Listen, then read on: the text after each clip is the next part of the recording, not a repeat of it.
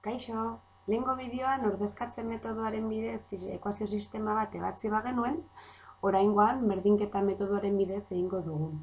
Eta hau izango da ebatziko dugun ekuazio sistema. Bueno, lehenbizi, zertan datza berdinketa metodoa? Bueno, izenak adierazten duen bezala, berdinketa bat egin behar da.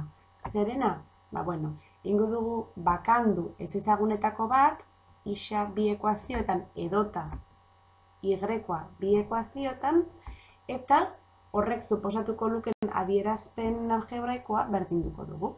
Az gaitezen. Bueno, hasiko gara lehenengo ekuazioarekin, bai?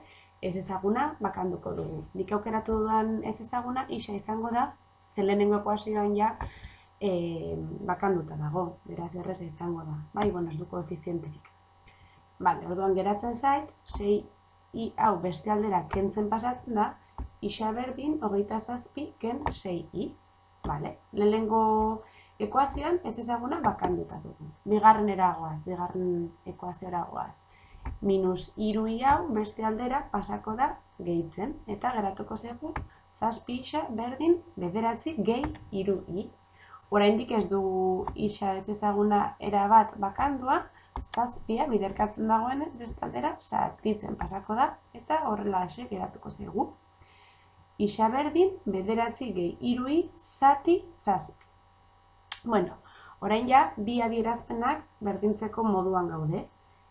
Eta isa berdin isa baldin balda,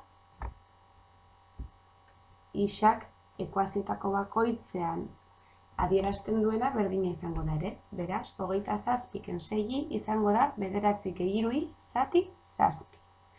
Bueno, oraingoan ja ekuazioa batzi aldugu, ez ezagun bakarra baitago, kasu honetan y-koa. Lehenengo arazoa topatzen duguna da, eskuin aldean izendatzailea topatzen dugula 7. Hau kentzeko bi aukera dauzkagu. Nola alde osoa zatitzen duen, beste alde osoa biderkatzera pasa genezake, edo, bueno, izendatzaile komuna bilatu. Kasu honetan 7. Hau da nik aukeratu dudan aukera. Beraz, 7 jartzeko izendatzaile komun bezala berdintzaren ezkerraldean, 7 jarri behar dut ere biderkatzen zenbakitzaile osoa. Kasu honetan, 27 ken 6i. Beraz, parentesi artean sartuko dut. Orain bai, 7 dudan ezberdintzaren bi aldetan izendatzaile, 7a kendu dezaket, eta hori da egingo dudana. Eta goaz biderkatzera, 7 bider parentesi barruan dagoen guztia. 7 bider 27, 189, eta 7 bider minus 6i, minus 42. Jarraitzen dugu ekuazioarekin, eta 3i hau pasako da beste aldera kentzen, eta 189 pasako da zenbakizko aldera kentzen ere. Beraz, zera dugu? Minus 42 ken 3i berdin 9 ken 189. Beraz dugu, minus 45i berdin minus 180. Orain, ia biderkatzen duen koefiziente hau da minus 45 beste aldera pasatuko dugu zatitzen. Eta etzazue ahaztu minus ikurra pasatzea ere. Bai? Zatitzen pasatzen delako, ez delako gehitzen pasatzen. Bueno, orduan, i da minus 180 zati minus 45 eta zatiketa horrek lau ematen digu.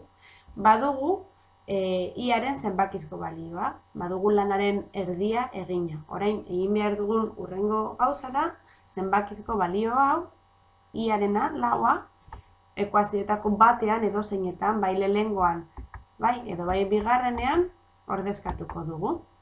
Bueno, nik lehenengo aukeratu dut eta arrazoi izan daia isak ez duelako koefizienterik, errezago izango zaidalako. Beraz, i agertzen den tokian, zenbakizko balioa jarriko dut, huraxe da, lau.